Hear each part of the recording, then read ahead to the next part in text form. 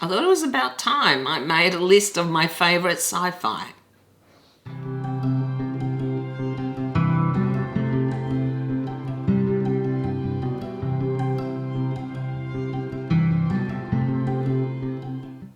G'day to all you lovely people and welcome back to my channel. Today I'm going to give you a list of my favourite sci-fi books or series. Now let me be clear that this is not a list of the best science fiction out there. I am not qualified to make such a list. In fact, I am neither well versed or well read in science fiction. This list is one of my favourite science fiction that I have read so far. For many years, I hardly read any because I'm not science oriented and I wasn't all that interested. That has changed. For the past couple of years in particular, I've been trying to read a science fiction every month or every 2 months. I also decided I'm not going to include any classics as opposed to classic sci-fi, things like 1984 or Brave New World. I'm also going to be including both individual books as well as series because I do struggle with trying to choose one book in a series that I've really enjoyed. And lastly, this list is in no particular order because I find it almost impossible to rank them. So take the list for what it is. Perhaps the last 2 or 3 are my all-time favorites, but that also can change. Now the reason I've decided to make this list is because I am reading more science fiction. I know that there are going to be changes to this list, so I wanted to have a record of where I'm at now and revisit this in the future and see how my tastes have changed. See where some of these books are, if they still remain on the list or not. Alright, so let's just get started. And of course, I have a couple of honourable mentions because it's impossible to limit myself to 10. And honestly, these could have made the cut. And they probably would tomorrow, but for today, they're honourable mentions. The first is War of the Worlds by H.G. Wells. And I could have included The Time Machine as well. I have discovered a great love for H.G. Wells's writing and ideas. And whilst some science fiction aficionados may think it's not quite on the level of other books, I think for the time that it was written, it was very clever and very imaginative. And I loved that. And the other honourable mention is Wayward Pines by Blake Crouch. This is a story about this bizarre little town where I think it's an FBI agent wakes up with no memory and seems to have difficulty leaving this town and is trying to piece together what happened to him and why he is in this small town. Blake Crouch is well known for very fast-paced books, but I think what I loved the most about this trilogy is the idea behind it and the commentary he has to make about society in particular. I'm not going to spoil it for anyone, that's all I'm going to say, but I loved this series and intend to reread it. There is a television adaptation which I had seen prior to reading the books, but I didn't remember it all that well, and I don't think it's quite as good as the books anyway, but highly recommend it. Alright, let's get on to the top 10. And I remind you guys that most of these are in no particular order. I'm going to start with Flowers for Algernon by Daniel Keyes. I read this book earlier in the year and it enraged me so much. It left me so angry and emotional. It is a story about a young man, Charlie, who is intellectually disabled and is going to undergo a procedure that will increase his intelligence. As he recounts his life to us, the treatment he received by workers, by family, by friends, I found it heartbreaking and infuriating that anyone could treat another person so appallingly. This is a young man who doesn't fully comprehend the insults he is facing, the condescension, the cruelty. Well, we the readers certainly can comprehend that. And I think I related in some ways to this character because I have a physical disability and I have faced some discrimination in the past. So it just enraged me that anyone could treat another human being so appallingly. It's a great story. It's a very short book, but boy, is it worth it. Just have your tissues handy because it is heartbreaking as well. Number 9, Hyperion. Another book I read this year. Now, Hyperion is well known for the Shrike. I think that's right.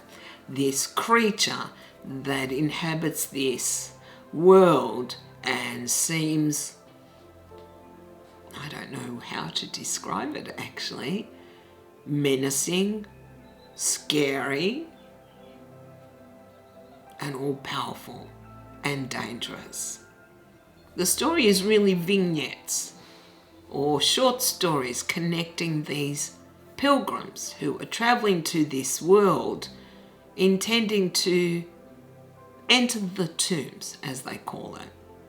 And each pilgrim recounts their story. I found some of these stories extremely powerful, emotional even, shocking, and others I didn't enjoy as much.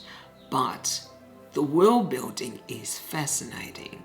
This world or universe that Dan Simmons has created is really quite imaginative, especially the Shrike. Dan Simmons is also a very good writer, very atmospheric writer. I love his descriptions of this planet, of this world, worlds that he has created. It's not the first book of his I've read, and it's not going to be the last. In fact, I am intending to read the rest of the books in this series. Now, some people don't like the ending because they feel it's a cliffhanger. I actually really loved the ending, and I like that it was left open-ended. But that's me.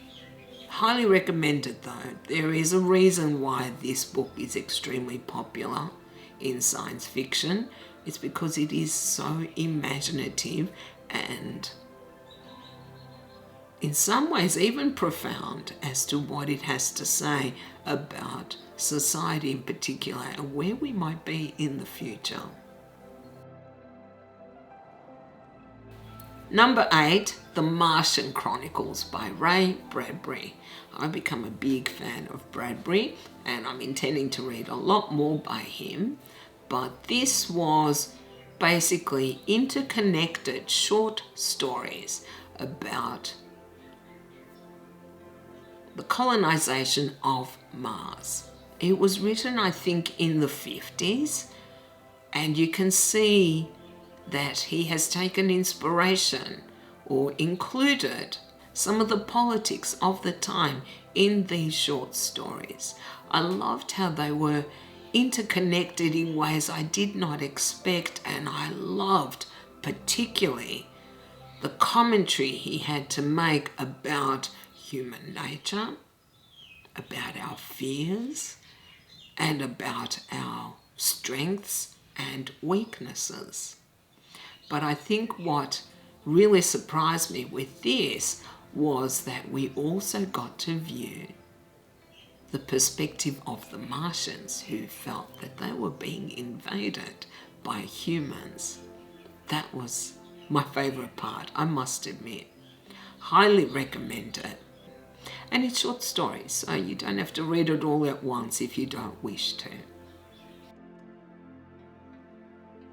Number 7, the Robot series by Isaac Asimov. I think most people, or perhaps I'm wrong, know about the 3 laws of robotics. I'm not going to quote them here, they'll take too long. They were included in the film I, Robot, which kind of sparked my interest in reading him. So I actually also read all the short stories, the Robot short stories, before I read the trilogy itself. The first book is Caves of Steel. Actually, I think it might be 4 books, not 3. Nevertheless, I loved this series, but Caves of Steel is my favourite. This one is set in the future on Earth, which is unrecognisable really. But what I loved was this description of our possible future, not one I want to live in, and the interaction between robots and humans. Many of the attitudes towards the robot in particular, even with our main character, seem to be similar to attitudes we have to anyone who is different, who has a different religion or a different skin colour or different political views. Whilst I don't particularly love our possible future as described in this book, I think it had a lot to say about attitudes towards anyone who differs, whether it's a robot or a human. I actually have reviewed this series, so if you're interested, you can go and have a look at my video, which I'll link in the description below. Number 6, Dark Matter by Blake Crouch. I remember reading this and being blown away by the book. I just loved it. I loved how fast-paced it was. I loved how it made me question my own choices in life, because that is what this book is about. How one choice, even a small one, can shape or determine our path, which will always leave us wondering, what would have happened if we took another path, if we had made a different choice? The path not taken. I loved this book. I loved how fast-paced it was. I loved how imaginative it was. And I loved that it left me questioning for days on end. I think also for people who are not science-oriented like me, it worked really well. I find that books that are hard science fiction, that are very heavy on the science, I'm not as interested in personally. So perhaps that's another reason why this one appealed to me. Number 5, Ender's Game by Orson Scott Card. I read this one many, many years ago and loved it. There were a lot of things I loved about this book. I loved how imaginative and unpredictable it was in some ways. And I really enjoyed seeing how these children developed in this world that had such high expectations of them. I guess it gave me a glimpse into how geniuses are treated. Not always a good thing. But I did read this book many, many years ago, and I need to reread it and see if it stood up to the test of time. Nevertheless, I had to include it because I always loved it. And I have read other books in the series, but that one has a special place in my heart. Number 4, The Thrawn Trilogy by Timothy Zahn. Now this is a sentimental inclusion. I read this when it first came out. I think it was in the 90s. And I should mention I am a massive Star Wars fan, the original trilogy. I can probably quote every line from the films because I've seen them so many times. This series takes place 5 years after Return of the Jedi, the last film in the trilogy. And out of all the Star Wars fan fiction that I have read over the years, I felt that Zan was the only one who truly captured the characters. I felt like I was still watching the films. Now, I have read this series several times. In fact, I reread it not that long ago, and I loved it. In fact, I read most of Zan's books that take place in the Star Wars universe, and whilst they're not all equal, this one was definitely my favourite. I also really loved the duology that came after it as well. One of the best things of this series is the creation of the character of Thrawn. He is such an interesting and well-developed character, and I think he really enriched that story. There are also other characters that are very memorable, like Mara Jade and, is it Candaris? I can never remember his name. But that's the beauty of these books. It's not just about our main heroes. There are also a lot of other great new characters that inhabit this world. I'm sure compared to other science fiction, this series wouldn't hold up, but I had to include it because I love it. Now we've come to the last three, and these could be anywhere on the list. And number 3 is Rendezvous with Rama by Arthur C. Clarke. It's not a very long book, but what I loved about it so much was how alien it seemed. There is this sphere that is heading towards Earth, and a ship intercepts it and actually is able to get into this sphere. And the way it is described is so different to anything else. I loved that aspect of it. It felt alien. It didn't feel like a human imagining this. It felt like it was from outer space, from another species. I just love the description of it. And really, I feel that was the crux of the story. It's not about the characters. It's not about a particular plot. It's more about wondering how another species has come up with this world, this sphere that they've created. How different is their mindset from ours? It also leaves you with the reminder that this universe is massive, and it is arrogance to assume we are the only species out there. I love books that make me think about my small place in the universe, and that's something I'm drawn to the most, I think, in science fiction. But it was the descriptions of this sphere which I think is the real strength of this book. I don't think you can read it and not think it is alien. Well, that's what I came away with anyway. And number 2, which could be number 1. And again, this isn't hard science fiction, but I have to include it because I read it a few years ago and I loved it. The Red Rising series by Pierce Brown, and I'm only including the first 3 books. I know that there is a subsequent series. I have not read those yet. I'm talking about the original 3 books. Red Rising, Golden Sun, and Morning Star. My favourite of the 3 is Golden Sun, no doubts about it. But this was a series that kind of caught me by surprise. I'm not a big fan of books that have teenagers as main protagonists, and Darrow, the main character, sometimes infuriated me, particularly in the first book. But any society where there is oppression, where one class is subjugated by another, is always going to appeal to me.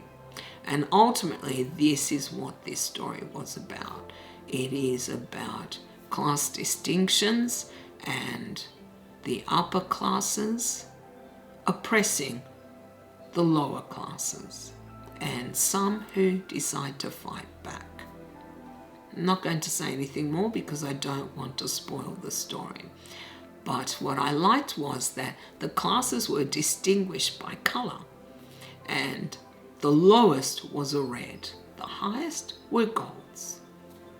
There are several very memorable characters in this. My favourite is Severo. I just love Severo. And I loved the plot, the fast pacing. This is in many ways a very easy series to read, and it just flies because it is always on the go. There's always things happening, and yet the author still has time to develop the characters, which I think says a lot. I love this series. I do not think it is really all that similar to the Hunger Games series, though that is a criticism levelled at it. I think it may have taken things from previous books or series and made it its own. It feels very distinctive to me from other series I've read that have, say, a similar storyline. But it's the characters that I think make this series so compelling to read, and I definitely think it deserves to be on this list. And last, or number one, is the Dune trilogy by Frank Herbert. Now, I'm only including the first 3 books, or what's called the first trilogy. Some people call it a 6-book series, some people call it 2 different trilogies. This is a classic for a reason. It is well written, densely written, it is political, it is more space opera than hard science fiction, I would say, and it is incredibly imaginative. But on top of that, it also has a lot of commentary about politics, about compromise, sacrifice, about the cost of power. I love the idea of the spice, of these sandworms. I love the world that Herbert created. It is not an easy book to read. It takes a bit of concentration because it is densely written. In fact, the whole series is. But this is a unique world. And it's also highly political, this story, which I really enjoy reading about, because politics permeates all aspects of our lives, and it should here. And the machinations of the different parties is realistic, I felt anyway. Now, a lot of people do not like Book 2, Dune Messiah. I loved it. Loved it. I loved seeing the cost of power. I love seeing what I think would be realistic repercussions of what occurred in Book 1. This first trilogy of Dune is well worth reading, and I think, for now anyway, it is my favourite science fiction series. But I also think you would still be satisfied if you just read the first book. You don't necessarily have to read the rest if you don't wish to. Though I do think Dune Messiah is worth reading. Well, that is my top 10 list of favourite sci-fi, and I remind you that this list is personal to me.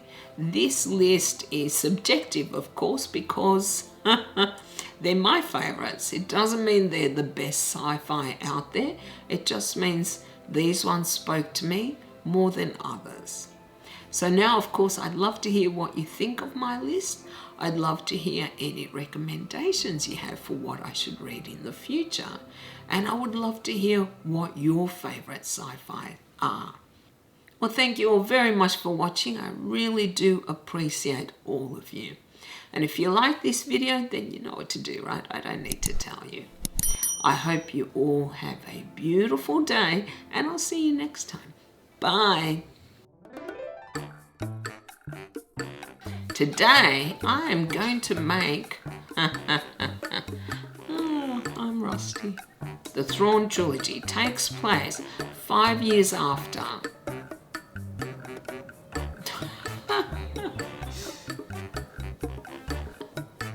What's the third film, Kathy?